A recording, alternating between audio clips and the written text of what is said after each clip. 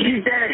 She's in the mountains. He killed us. He shot us in the mountains. But he shot me, and she kept running, and he would chase her down, and I heard her get shot, and I ran to the car and stole the car from him.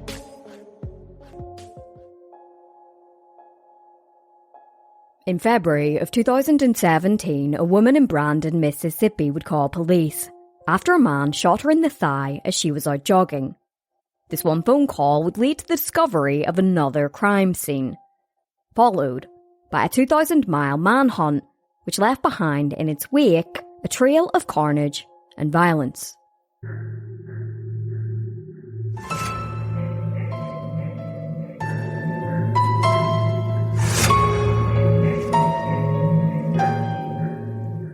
It was Friday, the 24th of February 2017, when police in Brandon, Mississippi, were asked to conduct a welfare check on a woman living in the Vineyard Apartments just off Vine Drive. The woman was 30-year-old Heather Robinson. Her family had become concerned when they could not get a hold of her. She had not been answering any phone calls, and all knocks to the apartment door had gone unanswered. Police arrived at the apartment and they broke in through the front door. Inside, they found the lifeless body of Heather. She had been strangled to death. As police searched the apartment, they noticed that Heather's white 2012 GMC Arcadia was missing. Her mobile phone was also absent from the apartment. That same morning, police in Brandon also responded to a random drive-by shooting. It was around 5 a.m. that morning when a woman was jogging along Castle Woods Boulevard. This was just a stone's throw away from the Vineyard Apartments. As the woman jogged along the side of the road, a man in an SUV slowed down beside her. She described the man as a white man with facial hair. He rolled down his window and shot the woman in the thigh before speeding off. Thankfully, the wound was not life-threatening and the jogger was able to call police before calling paramedics. It wouldn't take police long to link the murder of Heather to the drive-by shooting. The white SUV that the jogger had described sounded exactly like Heather's car, which was missing from her apartment. Even more disturbing, the man that the jogger described sounded exactly like Heather's boyfriend, 28-year-old Alex Bridges Deaton. Heather and Alex had been dating since around August of 2016. Heather had worked at the emergency department at Merit Health River Oaks, where she was known as a valued member of the team. She had obtained a BS degree in nursing, and she absolutely loved working in the medical field. Those who knew Heather said that she was very hard-working and a determined woman. In the wake of Heather's murder, her family would release a statement which read in part, "Our family has been overwhelmed by our tragic loss since Friday afternoon. Our lives are changed forever, and words cannot express our pain and sorrow. At this point, we ask that our privacy be respected so that we can grieve as a family. We would like to thank all the law enforcement for the efforts in working to bring this to an end. Again, we would ask for the respect and privacy for all our family as we prepare to lay our precious daughter to rest." Police would announce to the public that Deaton was wanted in connection with Heather's murder and the shooting on the jogger. Sheriff Brian Bailey would state, "Deaton's physical description, the description of the white SUV missing from the deceased victim, the proximity of the two incidents, and the physical evidence collected at the Castlewoods Boulevard shooting, Deaton is a suspect in both cases." We were still trying to get the details of what happened for him to reach a point where he would kill her. He doesn't have an arrest history, no criminal history. It's just like he just something inside him appears to have snapped. A nationwide search would be launched for Deaton, and a $2,500 reward for information on his whereabouts would immediately be announced by Crime Stoppers. Deaton was described as standing at around 5 feet 9 inches tall and weighing around 170 pounds. He had hazel eyes and short brown hair.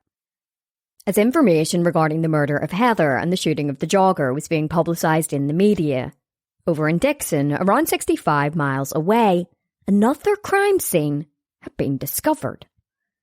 69-year-old Brenda Strickland Pinter had told her husband, Wayne, that she was going over to the Dixon Baptist Church located on Highway 21 south to clean. Brenda cleaned Dixon Baptist Church every single week. When Brenda didn't return home, Wayne first of all tried to make contact by calling her. Brenda, however, wasn't answering her phone. Wayne began to worry and he decided to drive over to the rural church to investigate. Inside, he found Brenda dead in the church office. At first, he feared that his wife had a heart attack, but upon closer inspection, he could see that there was a pool of blood beside her body. Brenda had been shot dead. Nothing from inside the church had been stolen, nor had anything been stolen from Brenda's car, which was parked in the parking lot. Brenda was a strictly religious woman, and her friends and family would gather outside Dixon Baptist Church. They described Brenda as a dedicated servant to her church, her Lord, and to the community. The congregation gathered outside the church to share some fond memories of Brenda. Inside the church was still a crime scene, but they wanted to come together to pay tribute to Brenda. Pastor Eric Embry said that he could not fathom why anybody would want to harm Brenda, and described her as the backbone of the church community. He said that she was a fixture at the church and he never had to wonder if Brenda would show up on Sunday, because she made sure to be there each and every week. He stated, "I'm just like the congregation. I still don't believe it." Brenda was a loving wife and a mother of 7, and a grandmother and great-grandmother of 23. The family wouldn't be waiting long before a suspect was identified in Brenda's murder. It was none other than Deaton, who was now wanted for 2 murders and a shooting. Deaton had become a suspect by surveillance footage. Shortly after Brenda had arrived at the church to clean, a white SUV was spotted travelling on Highway 21 south in Dixon, coming from the direction of Philadelphia. Other witnesses then spotted the SUV enter the church parking lot, where it remained for several minutes. When the SUV left the church parking lot, it travelled back south on Highway 21 heading towards Forest. There were no other vehicles seen in the church parking lot when Brenda was there, and the description of the SUV matched the description of Heather's SUV that Deaton had stolen. The sheriff announced to the public, "I have a video showing a vehicle that is very similar to the vehicle that Deaton was known to be driving. That vehicle belonged to a victim that was found deceased in Rankin County. There is no link we know of between this woman and the 2 other victims." Deaton was considered armed and extremely dangerous, and police urged the public not to approach him if they saw him, but instead immediately call police. The reward fund was quickly upped to $27,500. Crime Stoppers were offering $2,500.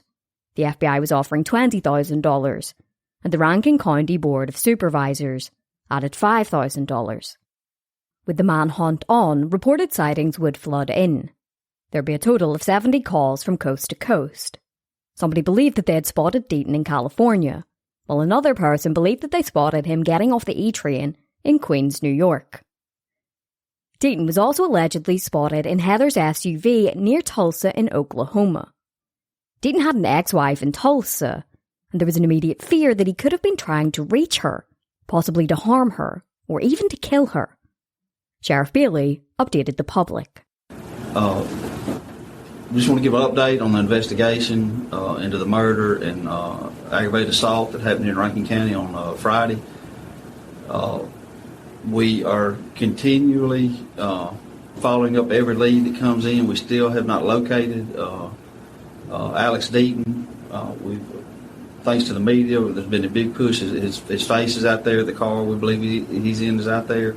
One thing that we are going to release that's sort of new today is we're confident as of at least Saturday morning, early Saturday morning, he was in the Tulsa, Oklahoma everywhere. Through our investigation, we're confident he was there. Now, since that time, I don't know which way he's gone, or we don't know which way he's gone, but we have so many resources dedicated to this case, and not only through the Sheriff's Office, through the and District Attorney's Office, but the Commissioner of Public Safety and some federal agencies are helping us. And again, we still believe this is a very dangerous individual.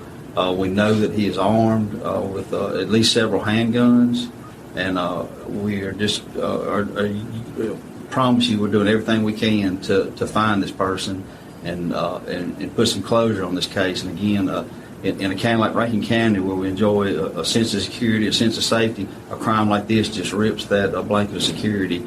And I promise you, the sheriff's office is going to work tirelessly until we put an end to it and give the people of Rankin County some hope that we can return to a normal community, a safe community, and just bear with us while we work on this. Police would try to piece together a timeline of events. With 2 murders and 1 aggravated assault, it needed to be determined what had happened first, and what the motivation behind the senseless murders was. Investigation would uncover that Heather had been killed first. She'd been strangled to death by Deaton in her own apartment on the 22nd of February. As Sheriff Bailey stated, "I believe she was trying to break up with him, and he wasn't going to have it. He wasn't going to let her go. I think he went into a fit of rage. I believe he killed her first, and after that, everything went downhill." Heather had last been seen alive on the 22nd of February, leaving work. She had texted a friend happy birthday at around 8 p.m. and informed the friend that she had broken up with Deaton. After the double murder and the shooting, things would continue to go downhill. But by this point, Deaton had travelled across state lines. Over the weekend, Deaton was reported to be in New Mexico. He had shaved his head, presumably as a way to try and conceal his identity. A young couple had been parked in the parking lot of La Luz Trailhead in Albuquerque, New Mexico, after finishing a hike, when Deaton came out of the wooded area beside their car, which was a white 2001 Honda Civic, and he pointed a gun at them. He ordered the young couple, 19-year-old Devon Philo and 18-year-old Sarah Reeves, into the trunk of their own car. Terrified, Devon and Sarah tried to think of ways to escape. They knew that the man who had stolen their car was Deaton and that he was wanted for murder. As the car slowed down, Devon pulled the emergency release lever in the trunk and he and Sarah made a bid for escape. Deaton jumped out of the car and took off after them. He aimed his gun and shot. Devon was shot once in the buttocks and the bullet grazed Sarah. Devon fell to the ground as Deaton chased Sarah and grabbed her. Devon was able to jump back into the Honda Civic and escape, leaving Sarah behind. Deaton dragged Sarah to a nearby home where he ordered the occupants of the home to give him the keys to their van that was parked in the driveway. Meanwhile, Devon drove just a short distance away where he came across a man with a truck parked at the side of the road. Devon abandoned the Honda Civic and he climbed into the man's truck. The man then called 911. Bernalillo County 911, what is the address of the emergency? I'm talking to a fellow who's involved in a shooting. He's at on 556, right near the Church of the Good Shepherd sign. So he's trying to. Okay. Did he just now shoot, or was he involved in one earlier? Or anything, it's just he got. Here, let me let you talk to him. The man then handed the phone over to Devon. Please, I need your help right away. It's at the La Luz entrance to the Want to Go picnic ground. A man just shot me, and I think he killed my girlfriend. He filled her car up with bodies. Are you shot right now? Yeah, he shot through, it feels like the side of my ass and up my hip a little bit. Okay, not a lot of bleeding or anything. Please, he's still out there and he still has a gun. And I don't know if he's coming back. Are you pulled over, or where are you? We're right at the entrance. There's a man here with a truck that it happens. I don't know what's going on, but it looks like his truck's broken. I'm pretty, because he made us get in the trunk, I'm pretty certain he filled up the car that we were in with bodies. Okay, what kind of vehicle is he in? I don't know. He was in the Acadia, and then he carjacked us and made us get in the trunk and filled it up, and we're on the entrance. I don't know if he's coming back down. I don't know. I know he's shooting to kill. He's still there, I think. Please, you gotta get here quick. I don't know if he's gonna come down and kill me again. Okay, we're getting units out there right now. The fear in Devon's voice is audible. He He has no clue whether his girlfriend had been killed or not. He believed that based on Deaton's actions after they fled, she had most likely been killed. He asked if he should defend himself with the gun that Deaton had left in the Honda Civic. He was terrified that Deaton was going to come back and finish him off. There's a gun in the car. Should I pick it up just in case he comes down? Should you do what? Should I pick? He left a gun on the passenger seat. Should I pick it up just in case he comes back down? I wouldn't touch it. You got it. You can hear Devon ask the driver of the truck whether he can drive them somewhere safe. Is your truck broken or why are you pulled over? Okay, can I ask if we just drive down to the gas station somewhere public? I don't want to get you hurt, sir. Can we do that? She's dead. She's out in the mountain. He killed us. He shot us in the mountains. I stole the car from him when he was chasing us. Because he shot me and I fell down, and then he chased Sarah more. Sarah got away a little bit, but I'm pretty certain he killed her. Can we drive out of here, sir? No. You got it, sir. Thank you. We're going to drive down to the gas station because I don't know if he's going to come back down and shoot us. The one on the tribal grounds. The one across from San Diaz Casino. I don't want him to... I'm just going to leave the car at the base of the hill here on. Devon then gave the 911 operator a detailed description of Deaton as well as Sarah.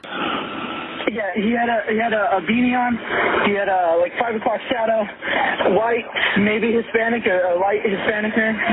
If that, I think he was white. He was more white than anything. He had on a black jacket. Looked like he had a 38 special with a snub-nose 38.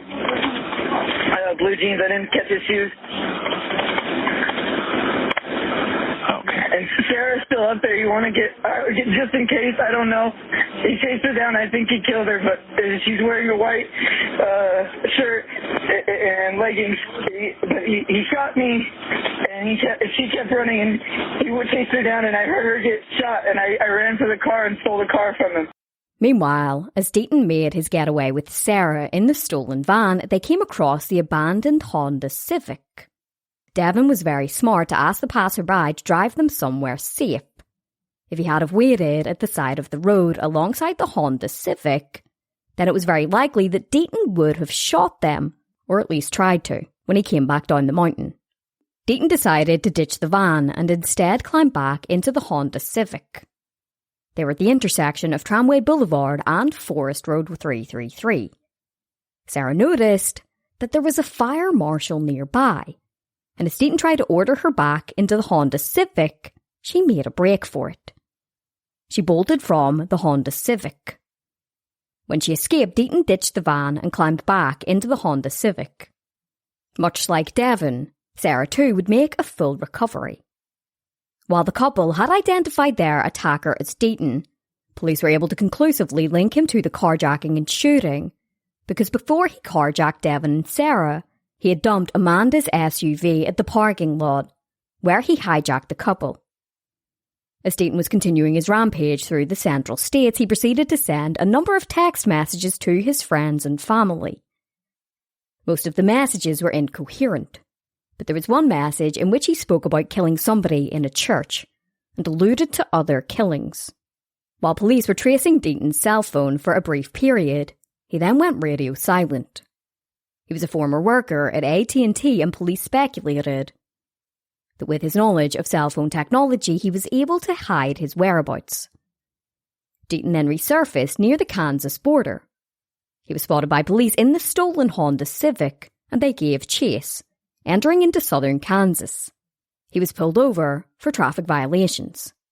The deputy that pulled him over wasn't initially aware that the car had been stolen, and that the man driving the car was wanted for 2 murders and a drive-by shooting.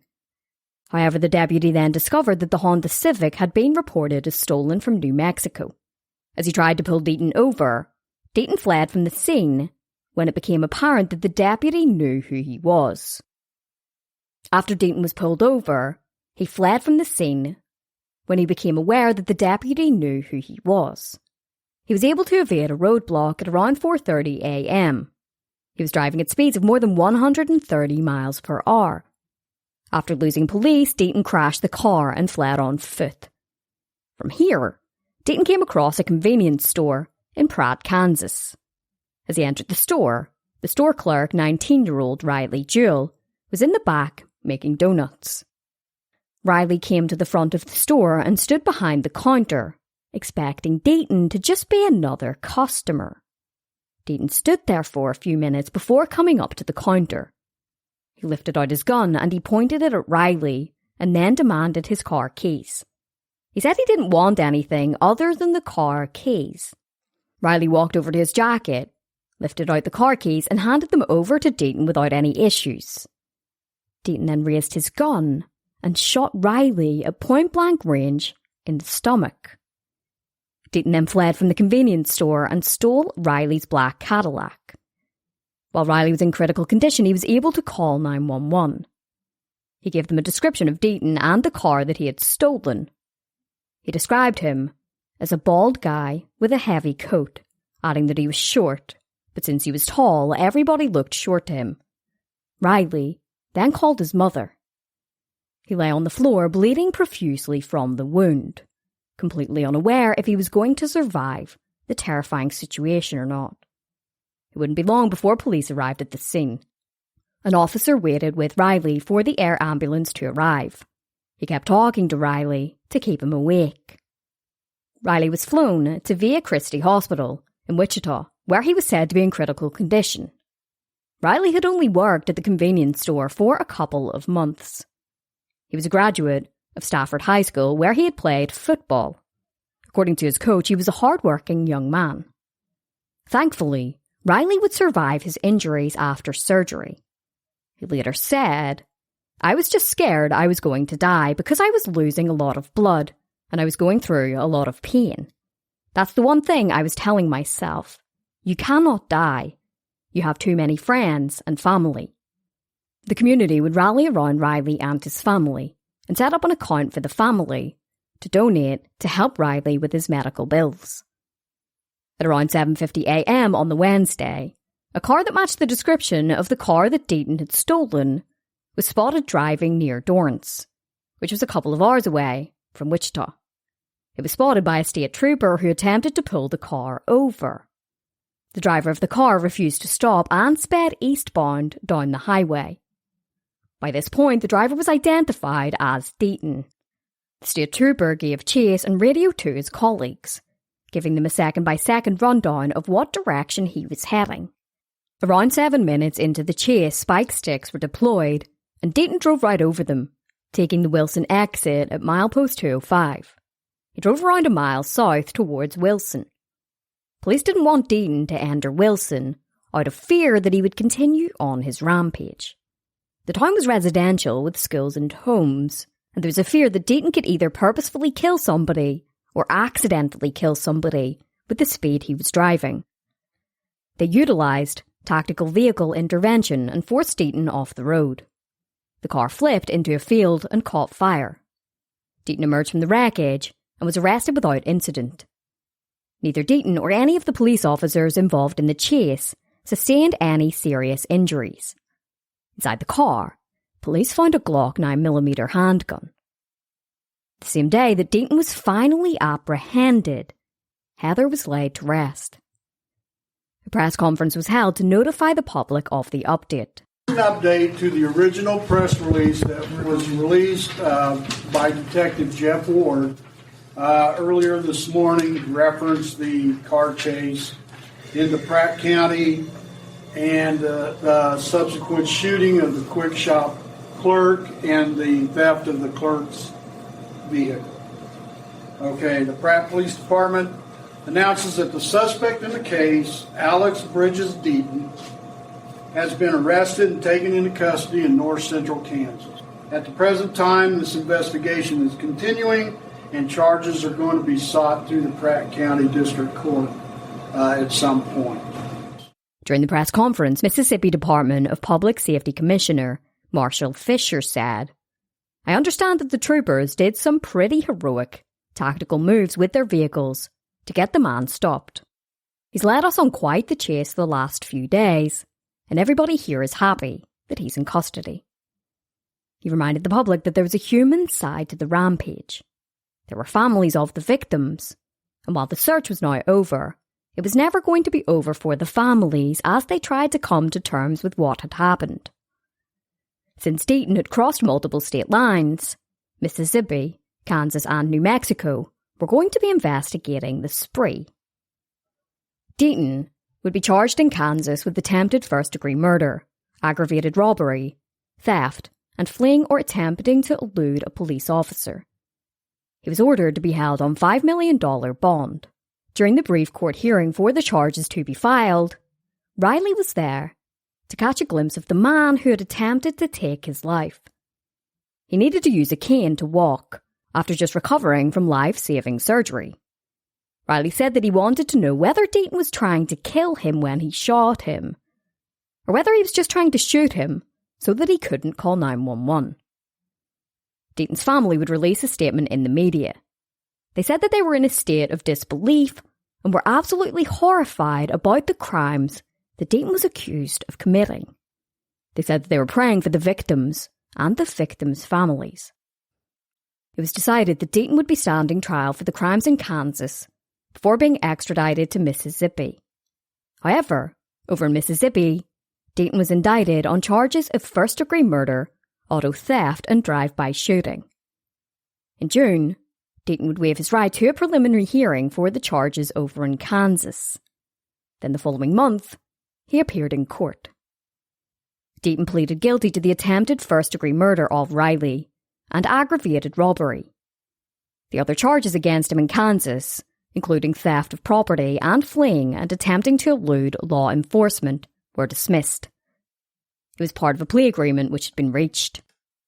Assistant District Attorney Marty Miller said to the courtroom, after the clerk gave him the keys, Alex shot him. The young man had already given his keys over to him.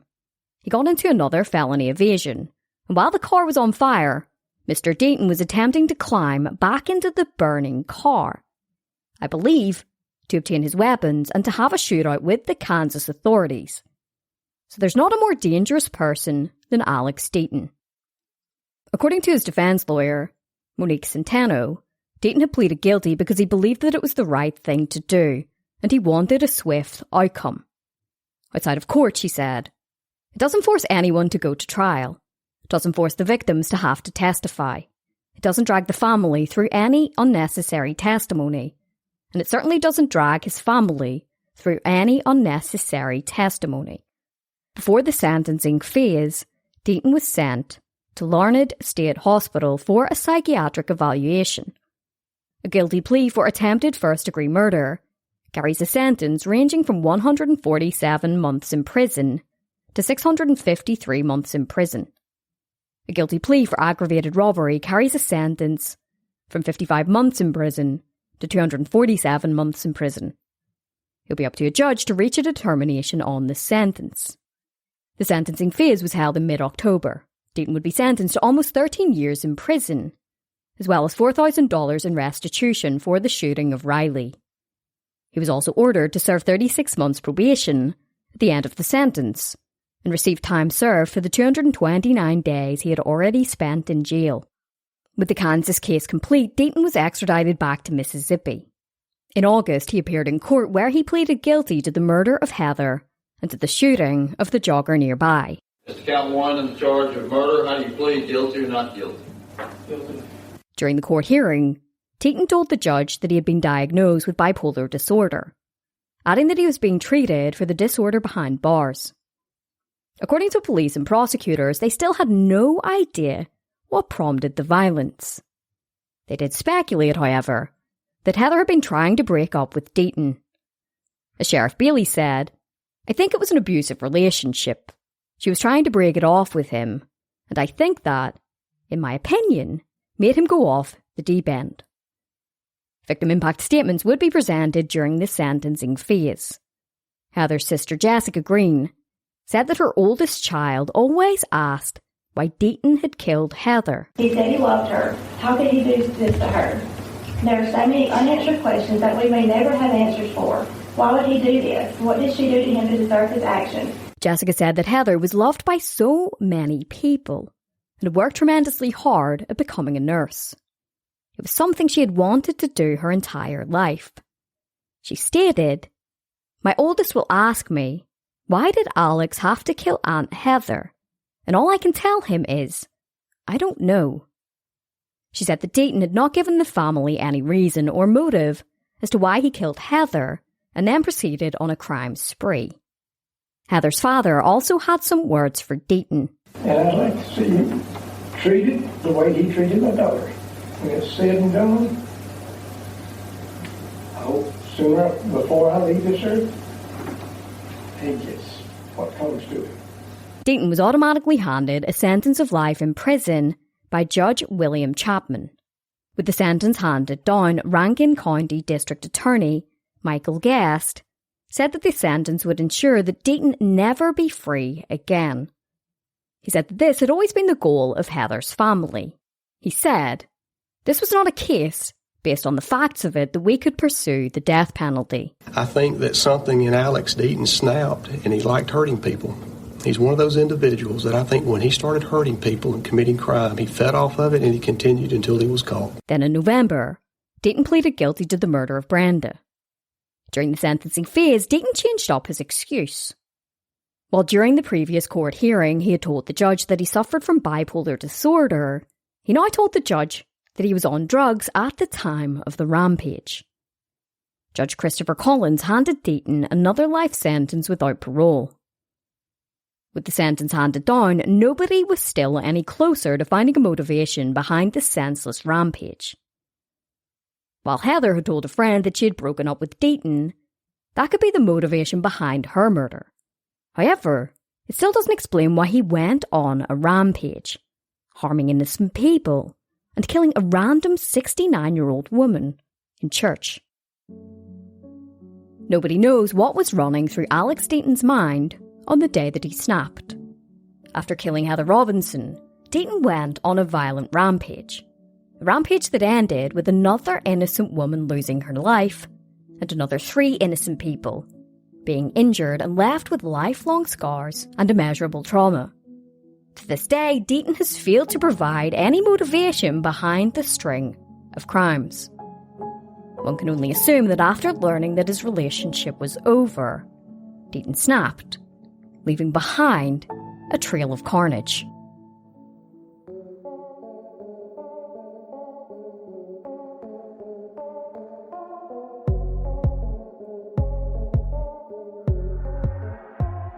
Well, besties, that is it for this episode of Morbidology. As always, thank you so much for listening. I'd like to say a big massive thank you to my newest Patreon supporter, Cara. I'm so thankful for your support. If you'd like to support the show, the link to Patreon is in the show notes. In exchange for your support, you get exclusive episodes of Morbidology Plus that aren't on the regular podcast platforms. You also get ad-free and early release episodes, and I also send out a handwritten thank you card and some cool merch. This episode is a little shorter than most of our episodes, but it was a requested case on Patreon. If you join on Patreon, you can request any case for me to cover on the show. Also, a friendly reminder that I'm going to be at CrimeCon in London in June of this year. I'm going to be on Podcast Row all weekend, so please do come and hang out. I have a 10% discount for my listeners. Just head to crimecon.co.uk and use the promo code MORBID, or you can use the promo code WINDOW, as in the Shattered Window, which is my other podcast. Remember to check us out at morbidology.com for more information about this episode and to read our true crime articles. Until next time, take care of yourselves, stay safe, and have an amazing week. Lauren DeMolo vanished without a trace on June 19th. Police called DeMolo's disappearance suspicious. Lauren DeMolo was last seen more than a week ago at her Cape Coral apartment, and police believe she's in danger. Where is Lauren DeMolo? You don't really hear these stories in such a beautiful town. You feel like your whole world is safe. This is a story that needs to be told, because this story needs an ending. Her message said, I don't know what to do. I need to get out of this situation. I need help.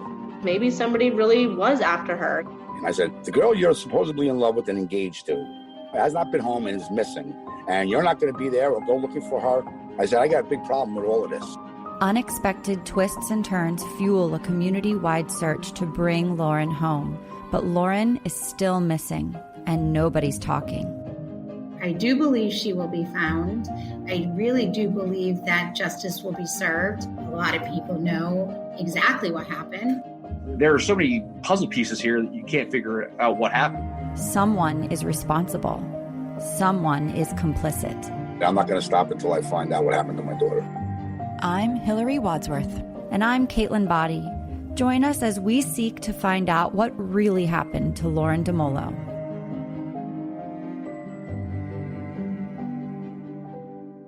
Complicit is now available on Apple Podcasts, Spotify, or wherever you get your podcasts.